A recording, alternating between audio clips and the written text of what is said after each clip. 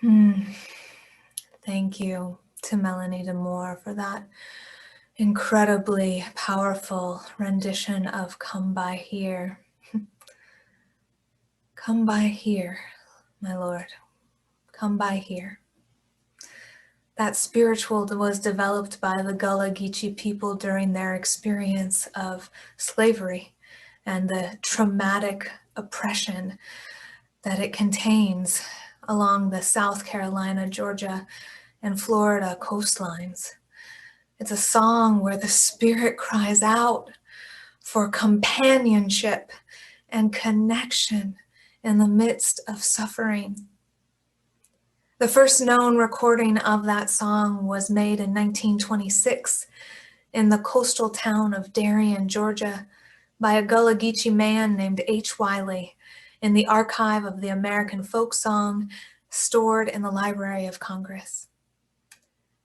The song asks God to come by here. Sweet Honey in the Rocks, Issei Barnwell calls it a demand for God to come by here when someone's singing, when someone's crying, when someone's suffering.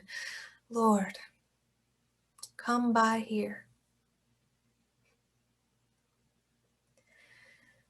In process theology, God is never absent, never abandons suffering human beings or joyful ones. God is present in all that is. God is part of all that is with us in moments of cruelty and harm, moments of joy and celebration, moments of numbness and dissociation. God is part of all that is co-suffering and co-celebrating with us and all beings through all life. When someone cries out to God, process theology says, God is already there. One of the most difficult, most painful questions in human reckoning is the question of evil. In theology, this conundrum is called theodicy, or the paradox of how a loving God could be reconciled with the ravages of human suffering. It asks, where is God in genocide? Where is God in mass starvation? Where is God in a global pandemic that has killed more than 2.5 million people worldwide at this point, including more than 500,000 American lives? For some folks, this question has only one answer. There is no God. Or if there is a God, then that God is a jerk.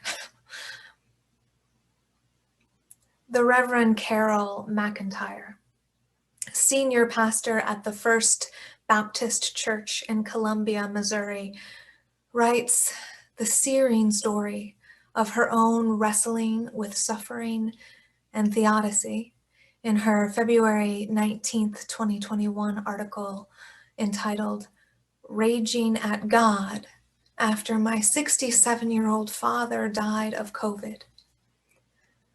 Reverend McIntyre writes, my dad was a vibrant and healthy 67-year-old when he caught COVID-19 and died a few weeks before Christmas. I was left heartbroken and enraged. I was angry at this seemingly never-ending pandemic and honestly at God for creating such a broken world. For days after my dad died, as a way of praying my pain, I imagined myself standing outside the gates of heaven, hurling insults and rocks at the divine.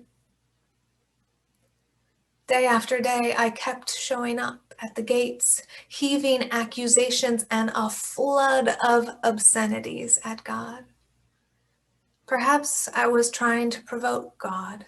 I wanted the gates to open up and for the divine to step out and give me some kind of explanation. She writes, "My theology does not embrace the idea that God caused my father to die. Yet I am hard-pressed to understand why. Why God would allow a world where a virus can, within months, destroy the lives of so many people. What the hell, God? Do you not care for us? So many tears and so much grief. What is wrong with you, God? Do you delight in seeing us suffer?"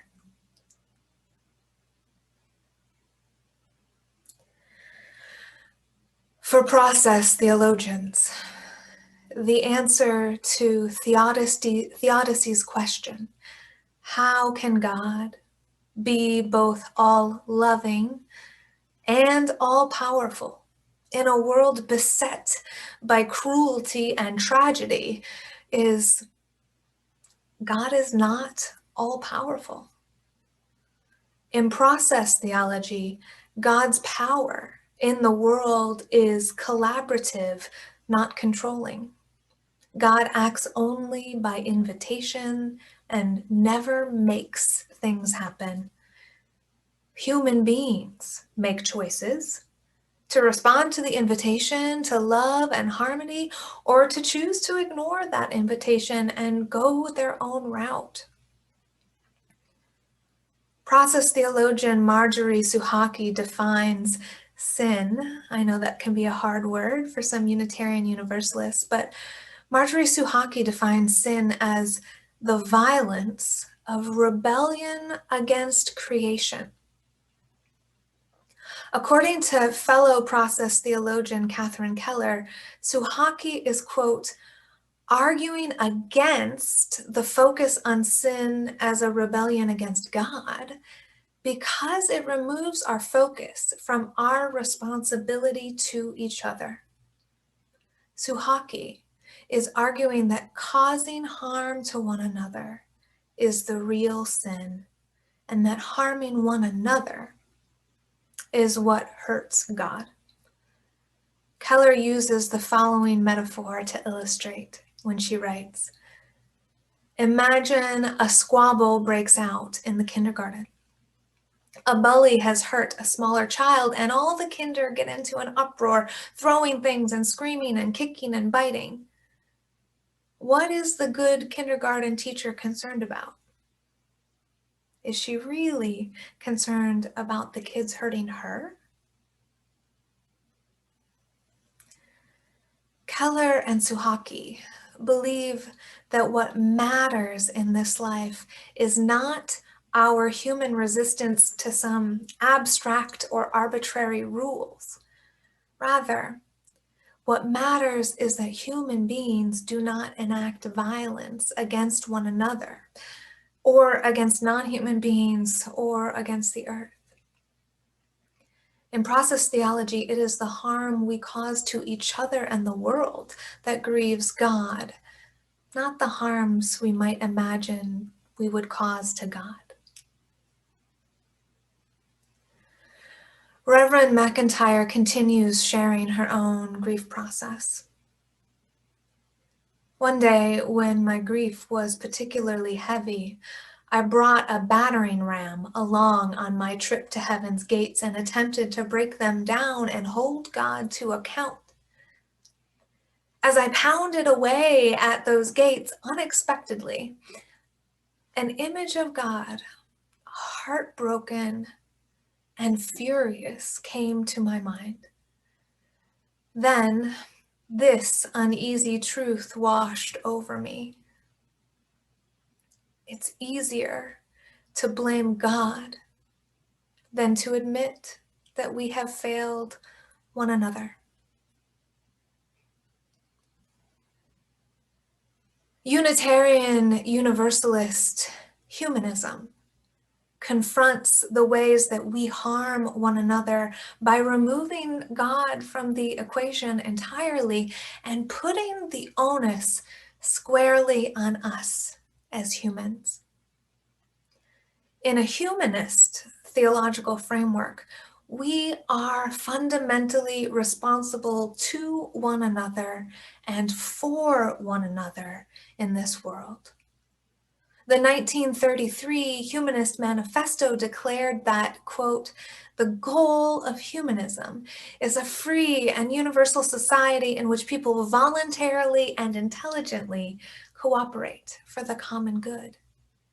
Humanists demand a shared life in a shared world, and humanism endeavors to establish the conditions of a satisfactory life for all, not merely for the few.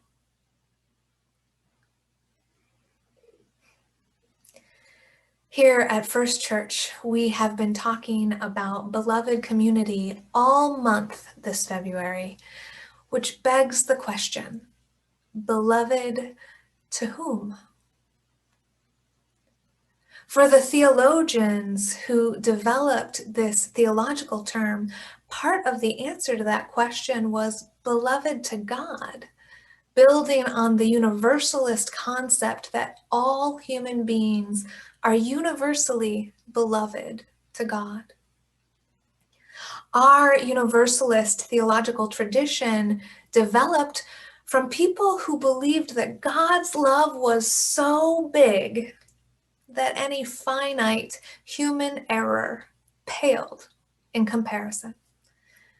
In universalism, God's love and wisdom and mercy are infinite, which is just so much bigger than the mistakes a human might make in one finite life. For universalists, God does not require human behavior or obedience for God's sake. We need not beg or perform for God's mercy or love. It is freely given and infinite. Rather, our work is for each other and for ourselves. Universalist theology posits that God's infinite love allows us to focus on living and loving one another well. In 21st century Unitarian Universalist communities, we have a variety of beliefs about God, but a shared commitment to love one another well. There are a number of foundational theological threads interwoven together in our Unitarian Universalist tradition. They make up the tapestry of who we are as a faith. Regardless of whether there is an active or a passive or no God or multiple gods, Unitarian Universalism has a shared sense of responsibility for human behavior, for our human role in building the beloved community. Indeed, studies have shown that theists and atheists and agnostics alike have the same level of morality when it comes to fairness and protecting the well-being of vulnerable people, when it comes to supporting liberty and opposing oppression.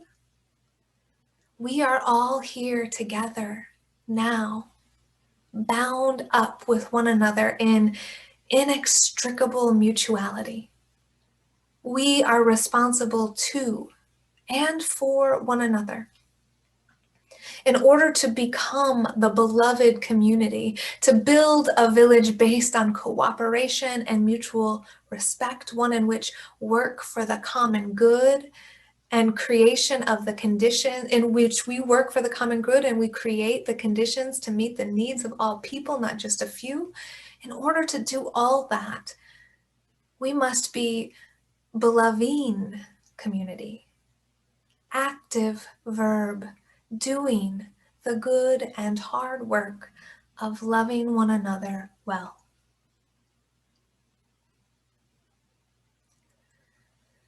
This pandemic has hammered home the lesson that we belong to one another. that we are inextricably linked with one another in the fabric of all existence.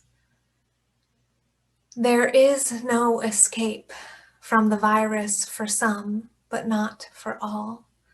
There is no protecting oneself without protecting the community.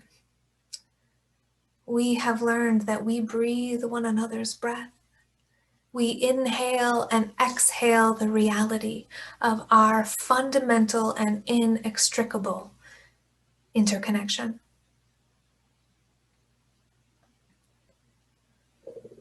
A couple of things are happening simultaneously here in Wisconsin this week. Gloriously, and with all celebration and gratitude and praise, the weather has let up. Oh, the deep freeze has given way to more moderate temperatures, and I see my neighbors outside smiling and walking and talking to one another in the sun.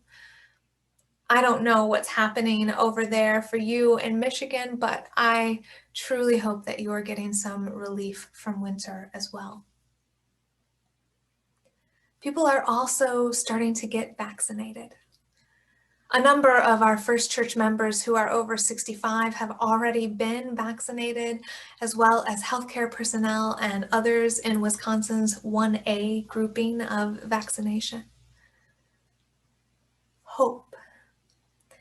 That tiny, feathery thing with wings is fluttering on the air as birds sing in the morning.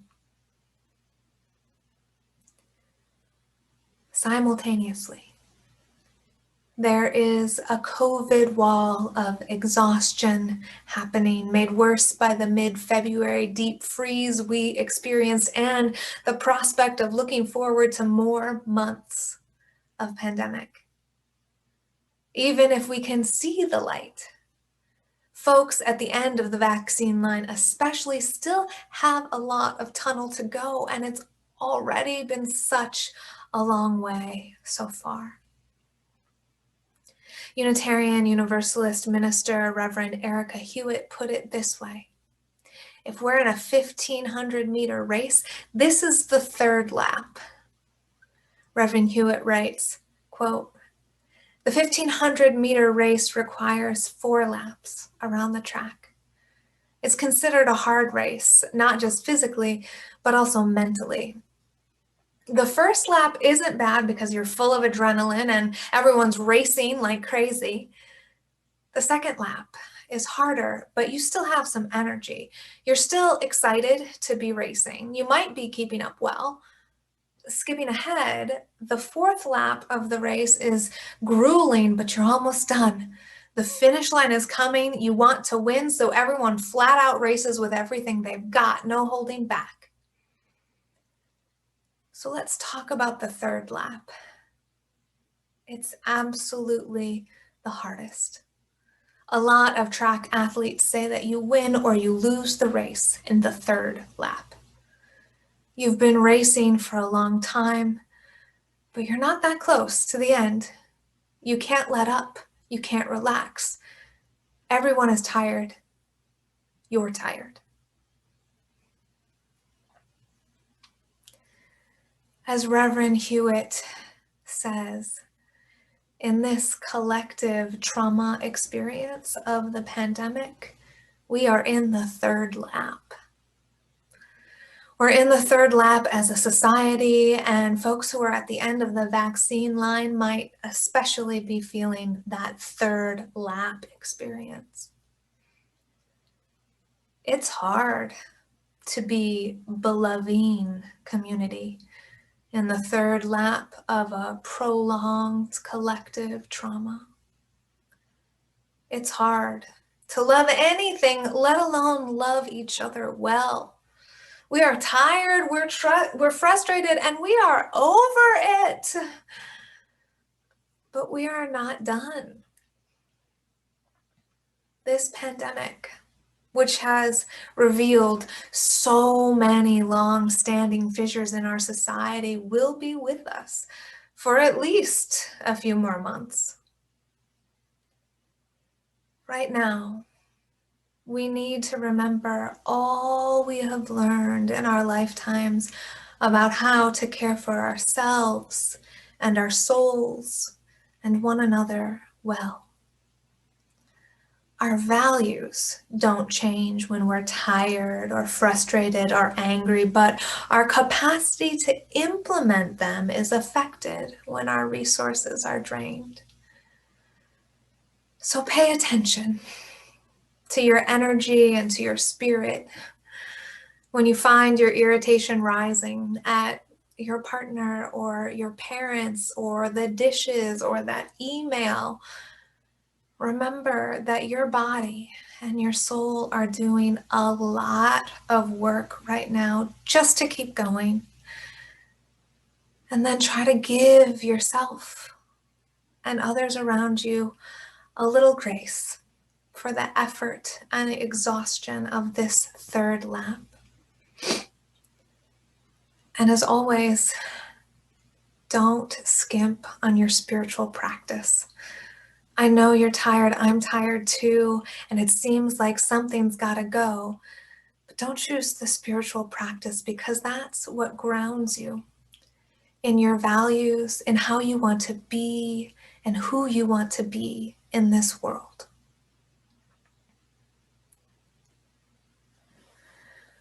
The transcendentalist Unitarian minister Theodore Parker wrote, "I do not pretend to understand the moral universe. The arc is a long one. My eye reaches but a little ways. I cannot calculate the curve and complete the figure by the experience of sight. I can divine it by conscience. And from what I see there, I am sure it bends towards justice." It's likely that this quote inspired the Reverend Dr. Martin Luther King to say that though, quote, "the arc of the universe is long, it bends towards justice." This fine theological thread of our tradition is hope woven through struggle, hope woven through the dark night of the soul, through grief and despair. It is the story that no matter how hopeless and painful it is now, we will end up together in justice, in love, in the beloved community. That theological thread of hope may or may not include God. For some, it's simply an evolutionary process moving towards increasing complexity and integration and harmony in which life is favored. For others, there's a loving God moving through the process, inviting the world along towards life and beauty and beloved community. Regardless, we human beings are here, and we are responsible for one another, for shining our love on each other, for lifting each other up, and for loving each other well. We must be beloving community for one another, even when it's hard. What other choice do we have?